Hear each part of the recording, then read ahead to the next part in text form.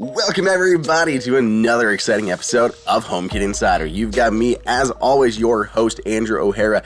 Joining me once more this week is Apple Insider's own Wesley Hilliard. How you doing this week, man? Pretty good. Busy week, funny enough, for this being December. A lot of little bits of news on the Apple side, on the HomeKit side, and yeah, just trying to keep up. Right, random stuff happening. You know, it's been, we're getting to the holidays. There were the Game Awards last night, which I didn't watch, but I was pretty excited for the Borderlands 4 trailer that was released. So that was pretty sweet. Harrison had some more stuff going on with his eye, but everything is good. So that's been fun. Also, you know, when it comes to smart home related stuff, he escapes his room now.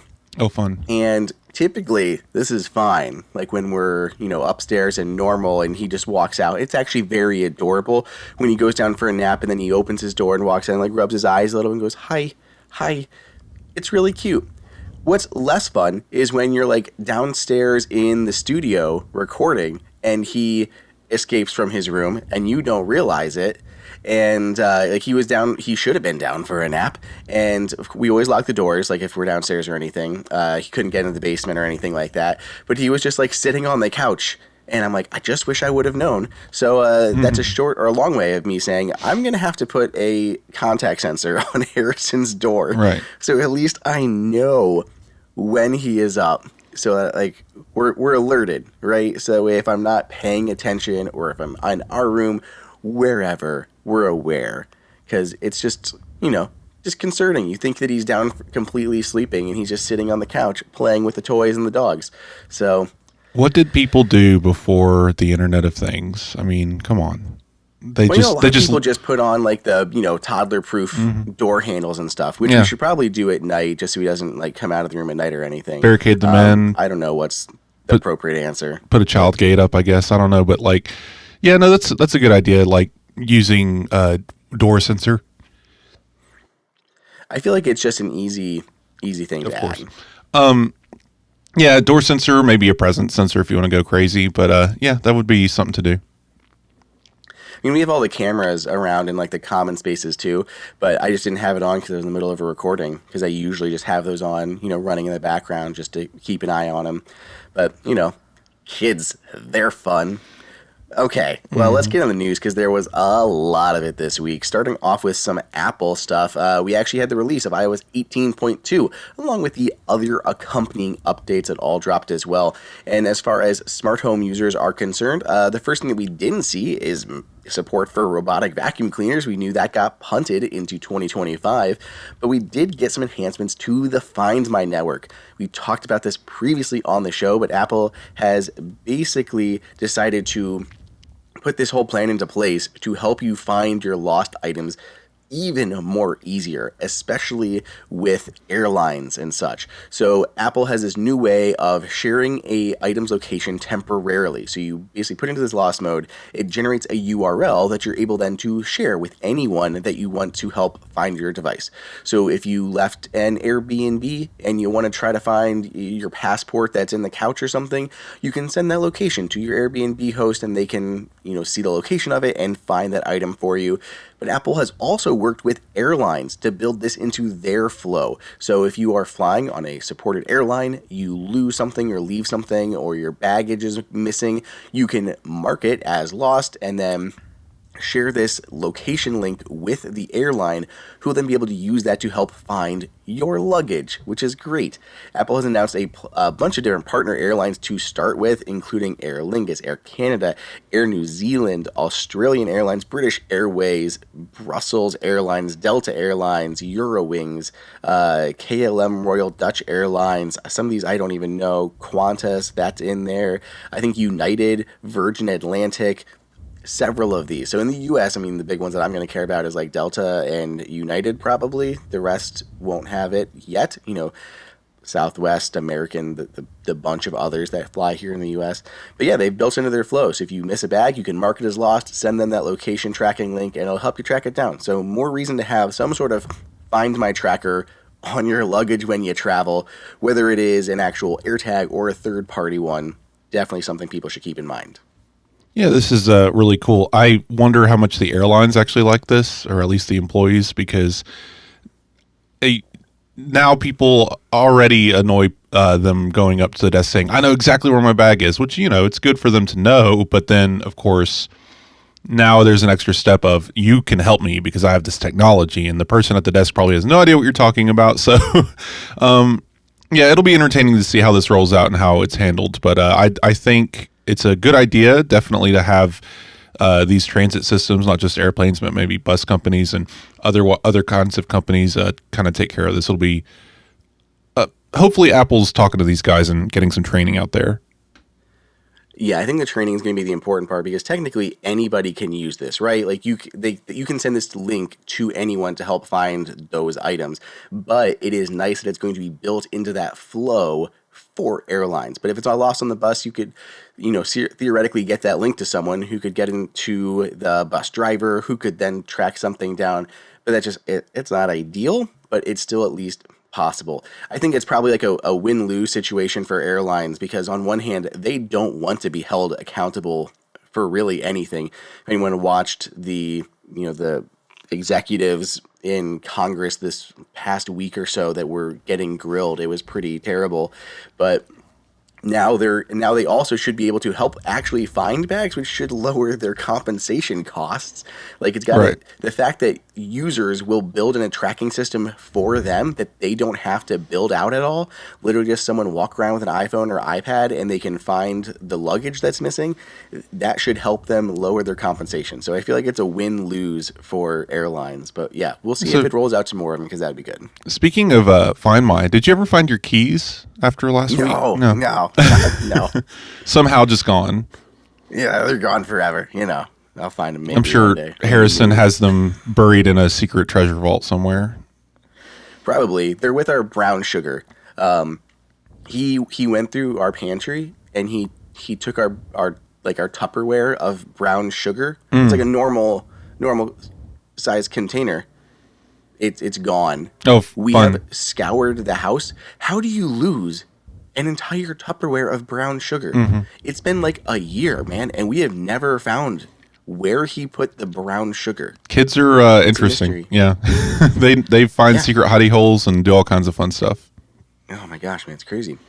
Okay, well, Apple apparently is still working on their Bluetooth Wi-Fi combination chip. So this is an in-house chip, and they apparently have this thing more or less ready for use. This is different from their cellular modem version. This is just for Wi-Fi and Bluetooth, but it is apparently code-named Proxima, and it'll first show up here in 2025. We're going to get it in the new iPhones in the fall, but according to Bloomberg, it's also going to be coming to Apple's 2025 smart home devices, or at least 2 of them.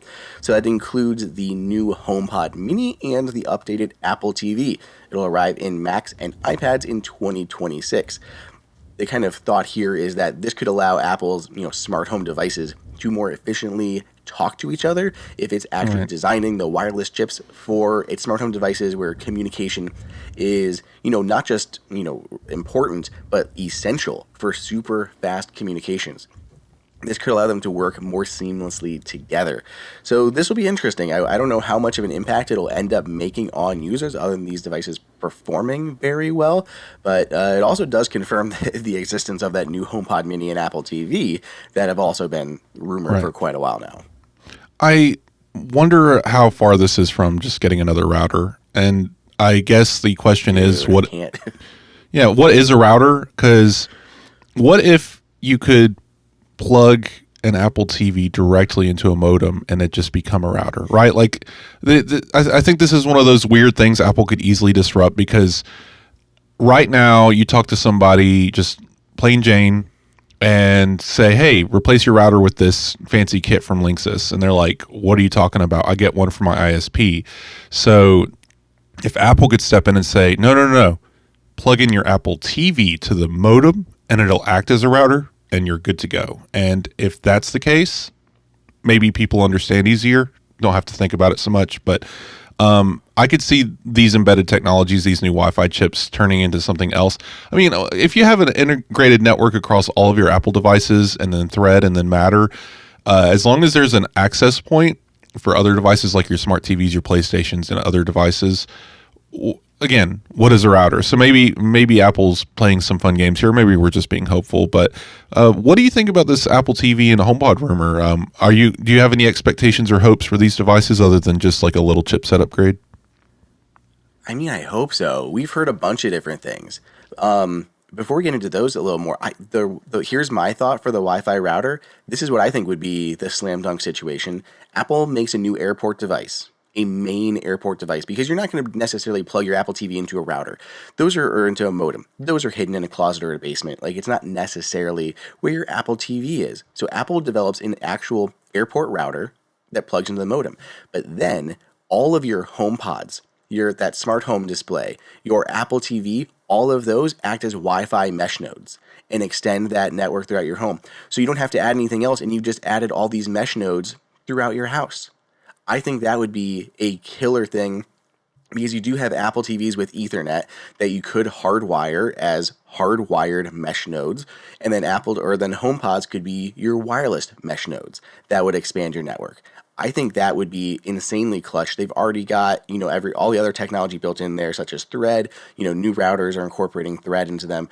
Apple has the pieces there. I think it would be insanely cool to do that. And then you wouldn't have to have any more mesh nodes around your house that are separate devices, like standalone devices. You have that already built into the tech that you've got. The only thing I would have a concern with for that, and it's an interesting idea for sure, and I think Apple could maybe overcome it, but having to have all these devices act as relays as well would require more radios, which means probably replacing all of them with newer tech that are specifically built to be these nodes, right? You don't want to use the one antenna on your Mac Mini to process a request from your HomePod, right? Like, I can see how this would work.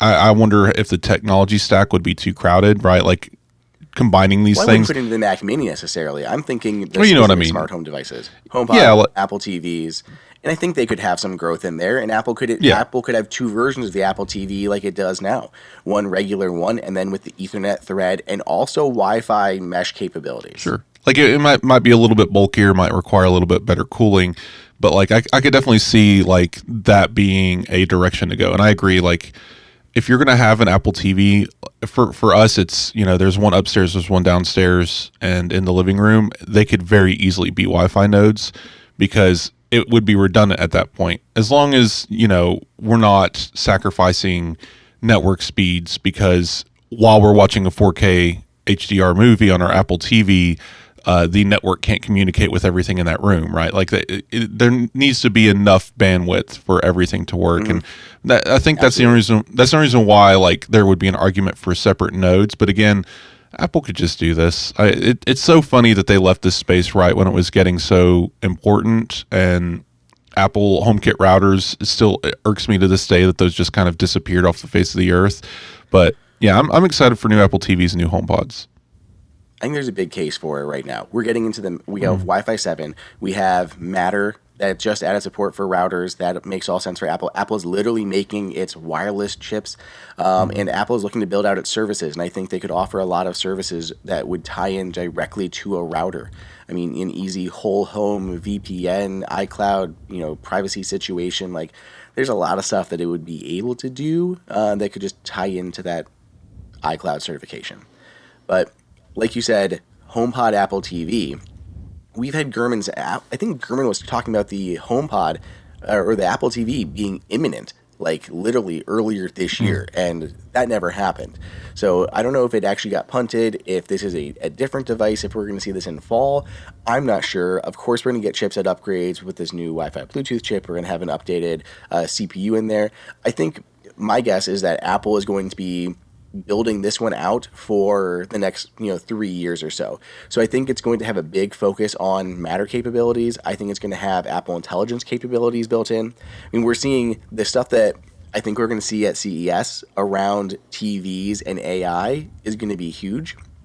I think Apple's going to want to do that with their new Apple TV. I mean, I don't even know if this works on Apple TV yet. Maybe you know off the top of your head, but like Apple added new natural language search, which I think is kind of powered by Apple Intelligence over on iOS 18.2. So you can search in like the TV app and the music app for things just using natural words. And as far as I know, that does not work on Apple TV, but it should. Like that's an even more logical place for it to work. So I think we're gonna have a much more powerful chip, focus on gaming, Matter, smart home, all of that stuff with Apple Intelligence.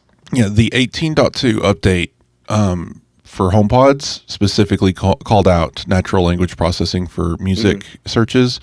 And since it's built on tvOS, I wouldn't doubt that that's also an Apple TV. So should be fine. I do wonder about the Snoopy screensavers because I was updating all of our Apple TV 4Ks in the home, and it turns out requires Gen 2, and it's just, oh, come on. Of all the things to require a different chipset. It's silly, but it makes sense a little bit because if they do all that like local knowledge to build into the screensavers, similar to how they do it on Apple Watch, because it's like aware of all of these things. So it's not showing the same thing over and over and all that. Yeah. Well, yeah, like it's raining and now the Snoopy screensaver starts raining. You know, it's snowing and now the Snoopy wallpaper is snowing. The other day, so we watched TV until it was pretty late. Like we were both working, Faith and I. We went to bed at like midnight or something, and I came back out to the living room to get something. And I oftentimes will just leave the Apple TV on,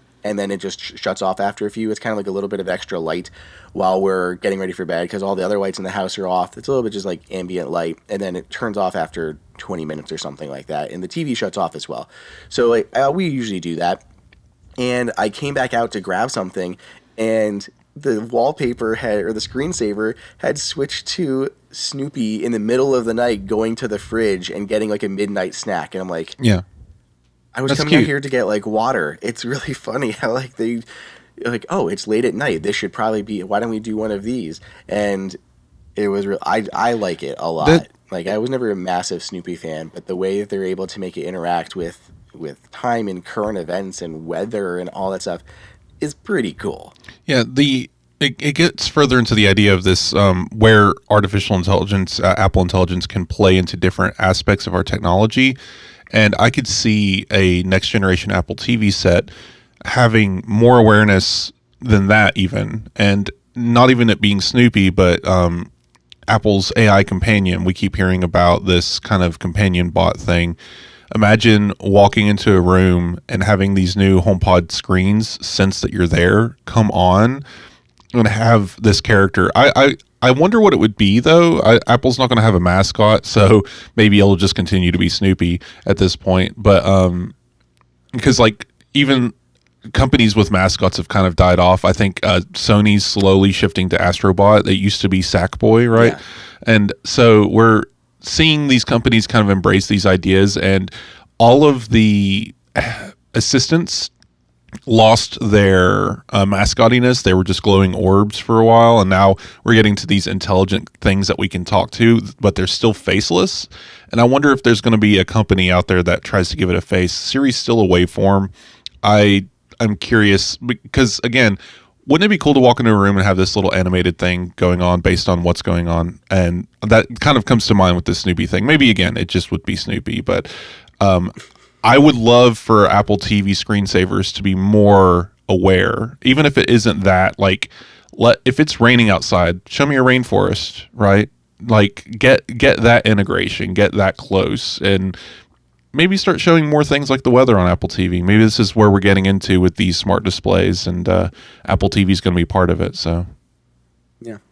Well, there are a few other HomePod rumors. According to Seoul Economic Daily, they say the new HomePod, this is the full-size HomePod, not the mini, will have a 6.7-inch display and be made directly in China.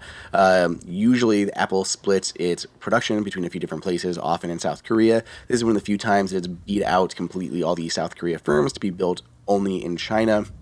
Apparently, it's going to be a low-temperature polycrystalline silicon version of OLED LTPS, and the biggest thing is cost. I guess Apple is worried on volume. HomePod Mini isn't a massive success. Like, I see more people with the Echoes and the Google Homes than I do HomePod Minis, even as Apple users. Right. So apparently, China production companies are able to get this thing down $10-15 less for this display versus those in South Korea. So Apple made that decision. We'll see. I don't even. It's still vague. Like, what even counts as a HomePod anymore? Is this going to be the smart home display? Because that display is right in that size, that 6 to 7 inch window. But we've Right. also heard that the new like full size HomePod will have a larger display on it and everything. We'll see, but yeah, just more general information as we get closer to the updated versions of all of Right. Apple's smart home devices. And I shared it on Apple Insider, and I want to share it here. I think Michi Kuo is either wrong or seeing just a piece of the picture. He's a supply chain guy, and he's seeing a device that is a smart home related display coming out in late 25. That is still lining up with what Gurman was saying about the robotic arm attachment for this display. So perhaps Kuo is seeing this later device or later accessory in the lineup, and we're still getting the main guy in March, April, which would be really nice. I'm hopeful for that because, especially since lately, Ming Chi Kuo has become a little less reliable as he's kind of fallen into his own kind of blogosphere rather than being this, TF Securities analyst. So, I don't know, just something to keep in mind because you were kind of disappointed in that last week, and I wanted to, point it out. Like, he's a good resource, but he is not this perfect predictor. So I'm still hopeful for a spring release for this device. Fingers crossed, and there's a lot that kind of hinges on it, but we'll see how things go. Well, outside of the Apple news, we have some more new devices, or at least upcoming devices. So the Flic Duo is being teased. So if anyone has not seen the Flic buttons before, tiny little round buttons about the size of a quarter, but maybe like 6 quarters stacked on top of each other. Little buttons, they go to a hub, control a bunch of different devices, and they are, Matter certified and all that. Well, they are teasing the Flic Duo. It says the button is ready to evolve. I'm not sure necessarily how just adding 2 is going to evolve, but I'm expecting that we're going to learn more about this at CES, and they will show us how the button will evolve. So if you like Flic at all, be ready for some CES news there at the beginning of January. Yeah, that's cool. I still haven't bought a Flic. I want to, though. Those buttons are cool. They're the ones you can get the stickers for, right? And put the little like music notes and stuff like that. Like, I would love to have a button at my nightstand that just activated the sleep scene that started music and turned off the lights. Like, that's the kind of stuff I want to do. And a little 2-button Flic would be useful in certain areas too. Yeah. So there's also a new Tapo smart plug out there. It's actually an in-wall set of outlets. It's the P210, P210M, sorry, not 0, P210M. So P210M. That's the model number.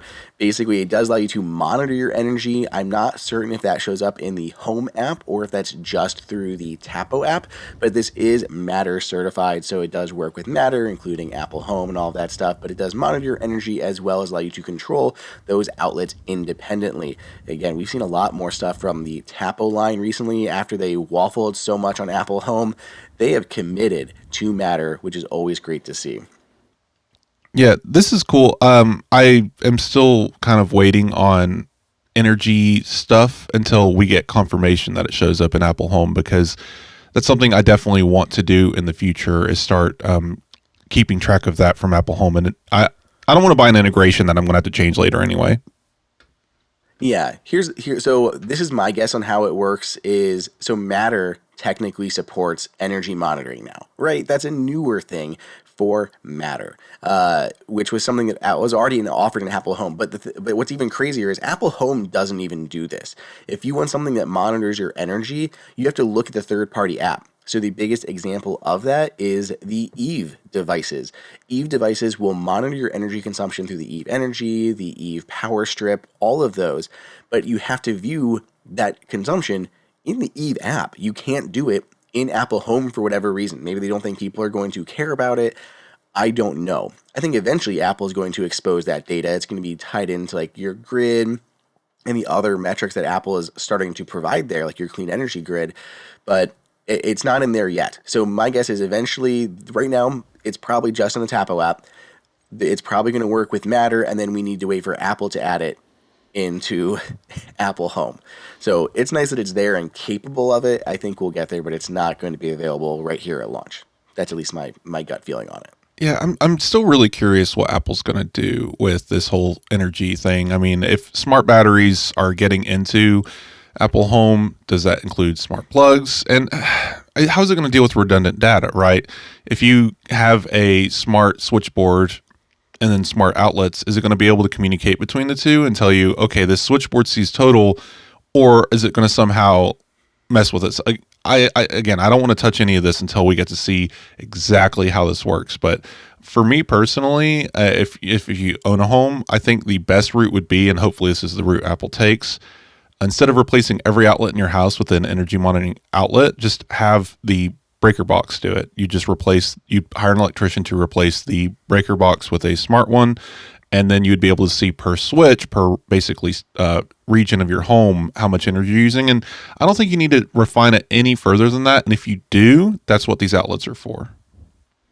So it gets really complicated. So right now in my electrical box, I have something called the Sense system, and it actually uses AI. I've had it in there for like a year now. It uses AI to detect what things are. Right? It actually looks at the power draw patterns, and then it uses those to match up with what it knows from other users as well as its data set. And it's able to identify like essentially the waveforms and go, oh, that's your PS5. It's drawing this much power. And once it's able to identify that specific device plugged into an outlet or a surge protector somewhere in your house, it can literally tell you a bunch of different data on it, including how much power it uses per year, all that stuff. It can even tell you when devices turn on or off, all just by being plugged into your breaker box. So like when I turn on my microwave, I get an alert. You do not have to get all these alerts, I promise. But I get an alert that says my microwave turned on, and then it says your microwave turned off. I set these up because I was curious at how accurate it would be, and literally every time I do it, that's one device plugged into an outlet, and it's able to detect that just surge in power and identify what device it is. So it's possible to do some of these things from the breaker box on a per device basis without having to do anything crazy. And that's not even without replacing my breaker box. That's literally just plugging something in to the breaker box to do it without needing a professional at all. Right. So it's pretty cool of the stuff that they're getting able to do. I do think you need more than just general rooms. I know what you mean with the redundancies of like if you plugged in your washer into a smart switch and then your smart switch is saying it's taking this much power, but your washer is in Matter now, so it's also saying that it has this much power. But I think at least in the beginning, we're going to have rules, right? You're going to be able to name that outlet washer, and then you're going to have your actual washer.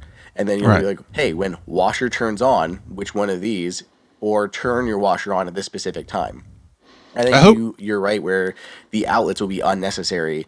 And I think it makes more sense to put it into the devices themselves, at least the bigger ones, like appliances, which we're already getting. Yeah, we've mentioned it before, but if I had to guess a little bit about where this is going, it's not somewhere you're going to live. You're not going to stare at this grid of information, but it's going to be good to have, especially for power surges. You kick a breaker, what caused it, or alerts, like you said.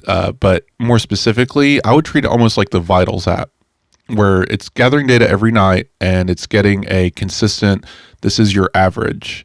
And then when you do something that is different from your average, it will alert you. So, you're shifting to heating in the winter and you're using more electricity. Maybe it can give you better gauges of when to run that based on the green electricity versus dirty electricity grid and pricing. And it can get really smart really fast with very little information. And I think that's what's going to be very powerful if you're integrating this with a smart home that is storing its own electricity. On top of that, I could see a lot of really cool automation and opportunities and a lot of energy saving and financial savings involved as well. Yeah, I mean, even somewhat basic things of like now that these are all in Matter, you can set up an automation that says like, "Hey, charge my EV when it's most cost efficient," and Mm. that could be pulling from solar panel and a battery backup system, or it could just be using the grid power when it's at its lowest. So you can say, "Only charge my car when it's priced at this much or less," and set up easy rules like that. So your car would basically always be topped off, but it would only charge in those certain times unless you manually overrode that. So I think there's some really cool things that'll shake out. It's going to take some time to get there. Yeah. Well, next up in the list, we have just like a few all these leaks from Aqara. I don't know if these are going to be CES leaks or other time, but apparently CyberModStudio, who we've now been talking about quite a bit on the show, he's over on Twitter and has had a lot of like random leaks on things, and I think most of these things are new because I don't remember them. So let's talk about them. I'll save the one I like most for last. So first one, the new presence sensor is coming out. It is the FP300. That's all we know, but apparently they're working on a new Fun. presence sensor with model number FP300. There's a few lights and switches, or yeah, lights and light bulbs and switches that are coming into various markets. They all look like they're going to be, I believe, Zigbee, so they're going to work with their hubs. Just another, additional additions to the Aqara lineup. Then there is the Panel Hub S1 Plus. This is very cool, and I'm a little jelly that it's not coming here to the US because it's EU only. It's going to be Matter over Wi-Fi. It'll have a built-in Zigbee hub. It'll have a proximity-based screen. Everyone's acting like Apple is brilliant for doing this proximity-based screen. I've had, Right. the Nest was doing this 12 years ago or something, where it showed you a big number when you were far away, and you got close, and the number got smaller and showed you more information. So that's nothing crazy new. But Aqara is doing the same thing here with this proximity-based display that'll show you a different dashboard or different information as you get closer. So they'll do that. My Ecobee does that as well right now. And then it'll be a 6.9-inch wall-mounted display. It'll have video streaming, hub functionality, all this kind of stuff. This just looks super cool. And if you're in the Aqara ecosystem, like you have like the locks, you have the doorbell, those types of things, they're going to be able to video stream directly to this hub, which is super cool. So again, I like this. Wish it was coming here to the States, but apparently to that European market. Okay, let me know what you think about those, Wes, before we talk about that last one on the list, because that's the one I think is most cool. Yeah, I wonder if they'll bring that to the US or some version of it. And that kind of brings to mind, if Apple's making this little monitor device, this display, what are competitors going to do, and how is that going to integrate? And this is, again, where Matter becomes so important, because like upgrading your Aqara lock, not Aqara, the level lock is so important, because in the future, if you see Apple's display and you're like, it's not going to do what I want, then you see Aqara, then you see these other companies, you'll want to be able to choose between them, and Matter is what's going to allow your entire smart home to migrate between these devices. Or you could have multiple different kinds of monitors throughout your home. Maybe you want a permanent powered monitor, and it's from Aqara, but you still want all of your smart home devices on it that are Matter equivalent. If it's HomeKit only, probably won't show up there, right? So that's something to keep in mind, and that's why Matter is so important going forward. This interoperability is going to be interesting, and I hope this kind of panel, more companies can make stuff like that to compete. I agree. We've seen this type of tech with Brilliant, and they struggled. Their devices were still fairly expensive, and I know they have more affordable ones coming, but they were like too techy for the time. They needed more affordable versions that also had the abilities of Matter, because you couldn't use them. They had to have individual integrations with all these brands, because otherwise you couldn't control them from a display. Apple Home is great, but you can only set things up as buttons. So the Brilliant panels would work in HomeKit, but only for the lights that were connected to that switch. I can't see a HomeKit video feed. I can't control a HomeKit device in another room or HomeKit lock. Nothing like that, because Apple didn't expose control to anything outside of just apps on the iPhone. Obviously, a big part of that is security, but Matter is going to enable that. If it's a Matter-enabled device, you'll be able to have a Matter controller that can do all of those things. Maybe this is probably one of our first ones of those, and I think Brilliant will get there after they were saved and are back selling devices. They have that new Gen 2 device coming out that's much lower cost with, I assume, is going to be Matter integrations to be able to control all these devices. Brilliant may be that company that we're looking for if it's not Aqara or someone else, but I think it's interesting. Right. So It's the weird. last device. Oh, go ahead. Go ahead. I was going to say it's weird because like right now I'm starting to see it more of in my router. I can expose all of my Matter equipment. I can go to Nanoleaf and see all the Matter equipment. I can go to Aqara and see all of it, right? And in Apple Home, there are all these things, and you just hit a switch in the settings and any of their options to reset to turn back on their radios and attach them to different Matter things, and it all just works. They're all communicating on the same channels and exposed in different apps. I think this universal compatibility is it's very nice. It's good for the smart home, and it's going to help us definitely moving forward. It's one of the areas with Matter that end users are going to start to see the benefits. It's been a slow rollout so far, but when we have Matter controllers, when we have these new accessory types, those are going to be the tangible benefits that we're going to get out of Matter. Okay, the last one from Aqara that is apparently coming out. This looks very cool. It is the Camera Hub 5 or G5 Pro. This is a really slick looking outdoor or indoor camera. It'll have both PoE and Wi-Fi versions. I know people have been asking me. I have gotten questions on PoE HomeKit cameras. Here you go, right here. PoE or Wi-Fi, outdoor, water resistant, includes Apple HomeKit Secure video support. Out of the box, HSV over PoE is going to be super cool. On top of that, TrueColor night vision. They promise support for Matter when the video secure camera stuff is integrated in Matter. This will get that update. I always say don't buy now for a promise of the future, but Aqara has been good with their Matter updates. They've been a big supporter of it in all of their recent products, so I would fully expect this to include Matter support. They were some of the first ones to adopt it on their other products. It makes sense we'll see it here, but it also extends your smart home outside more because it is a Zigbee hub as well. So you can put this outside, run it over PoE or whatever, or USB power, and then you can also extend it with any outdoor Zigbee devices, but you're going to have an outdoor antenna like that. This looks very cool to me. This essentially, to me, is like the first Matter promised camera, but it also has those first for Apple Home as well. So this looks pretty cool. Yeah, I'm always welcoming more different kinds of cameras. Really, honestly, can't have enough because every space that you want to monitor has different needs, right? So, but the PoE is really cool too. I mean, if I ever build a home, that would be the first thing I would do is run these things everywhere anyway. So it's nice to have a camera option for that. And can't go wrong with more Zigbee hubs, more radios. I'm interested in the TrueColor night vision because the night vision on a lot of these cameras are okay, but not great. I still need to invest in getting like the spikes that you can put around like the home outside to extend IR blaster radius so you get better night vision. But it's always good to see the cameras themselves getting a little bit better at night vision. But HSV, so HomeKit Secure Video over Matter. Well, by default, it'll be HomeKit Secure Video, right? Like right now, you buy this, it'll have HomeKit Secure Video, and then we're going to have Matter support. When we had, the CSA CEO on, and I was trying to ask him about, what's Matter going to do with cameras? He just kept saying, it's a member organization. They have to decide, and, Right. He can't decide for them.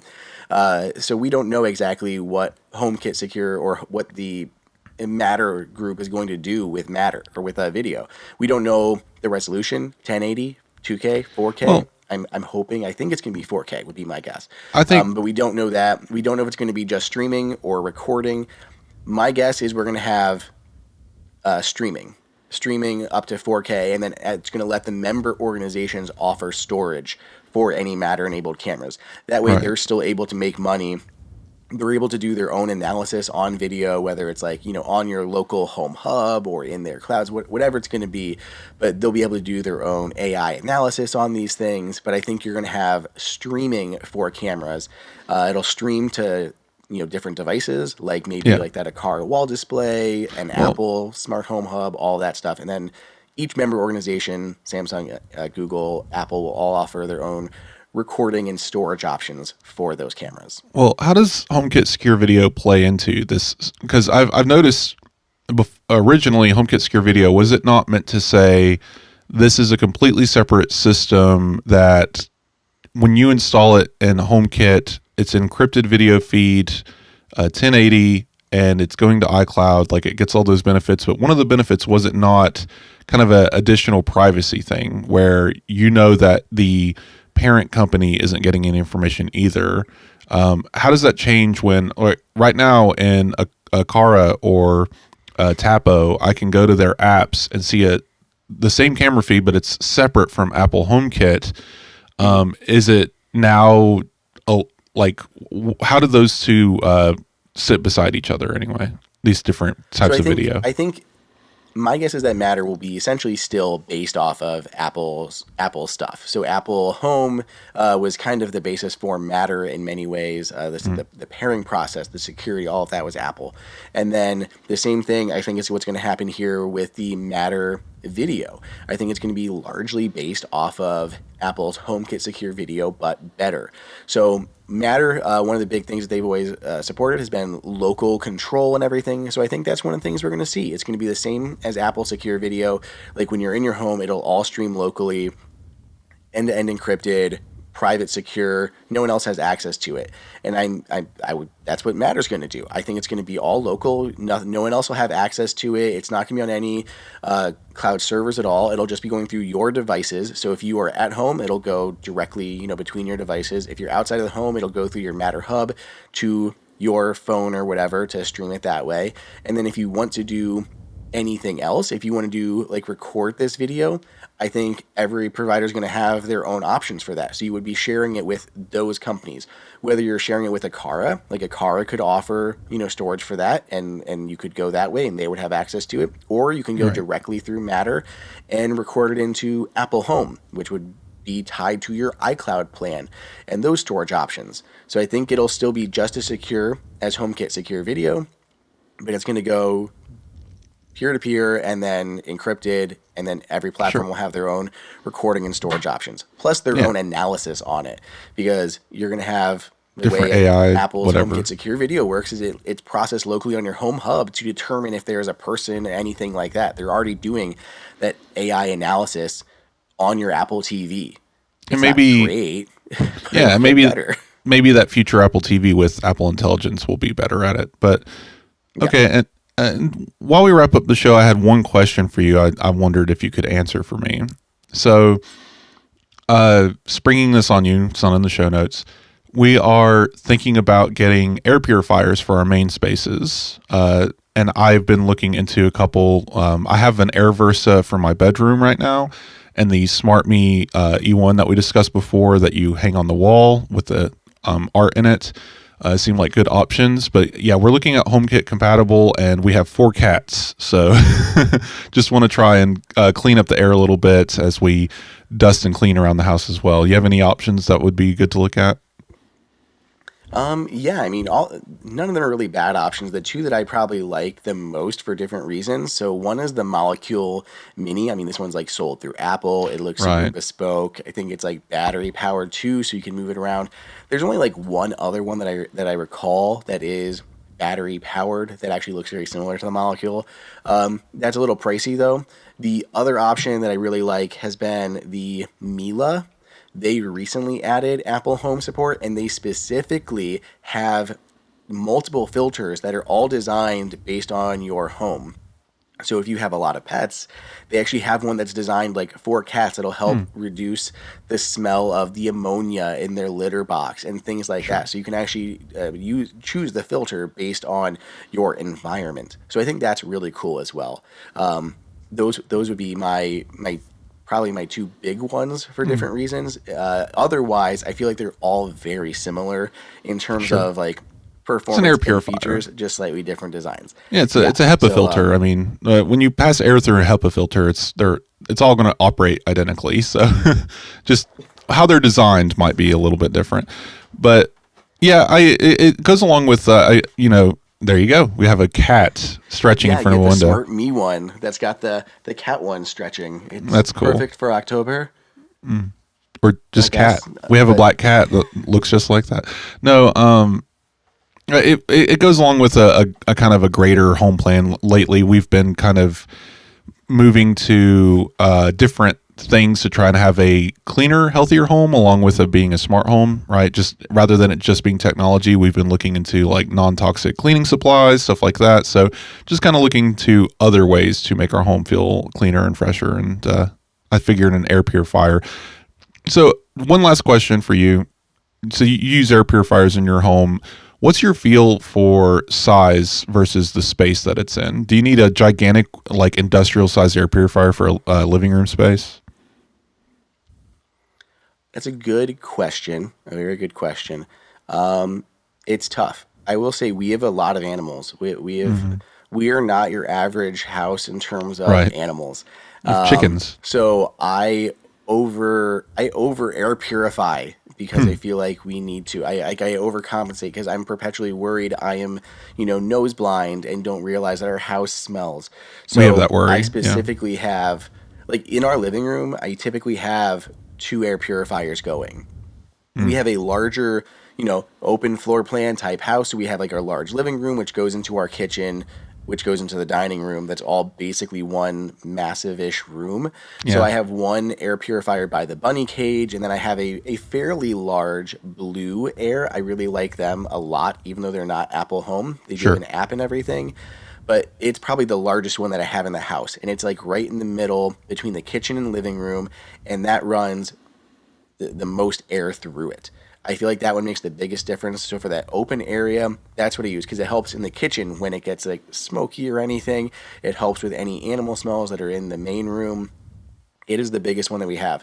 Other than that, like all the bedrooms are the normal smaller sizes. Sure. But I do have a larger one in the biggest living space. I got you. Yeah, and it always helps, of course, listeners to use proper filters and change them at your main induction system. So keep that in mind. The ones I like that they don't really have in Apple Home much are the ones that have swappable, washable pre-filters. So I actually have 2 Blue Air ones, one in our bedroom and then one in the living room, and they have like mesh exterior that you pull off, wash, and then put back on. And it blocks a lot of your typical stuff from even getting to the filter, which I do think helps the filters last longer. Right. So they call them like pre-filters, but essentially it's like a legging for your air purifier. Yeah. And you can change the colors and stuff.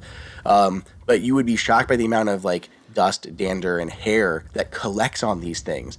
And with your other air purifiers, those are going into your air purifier, and you can't really stop it from doing so. So I think that has been also kind of important to help extend that lifespan. Yeah. Also not the greatest at swapping them all the time. So life gets busy. Like just washing those. At least change your AirTag batteries more often and you'll be okay. Okay. This has turned into the judgment hour with Wes. Uh-huh. Well, I hope that helps. Everybody else, let me know if you guys have your own questions. Write in. We'll answer them on the pod. We're getting to the end of the year here. It's been great. So thank you, everybody. Do what you guys do best. Give us this podcast 5, 10, 100-star review on your podcast player of choice. Check out the lovely video version of this over at youtube.com/HomeKit Insider. Otherwise, we'll catch you guys in the next episode.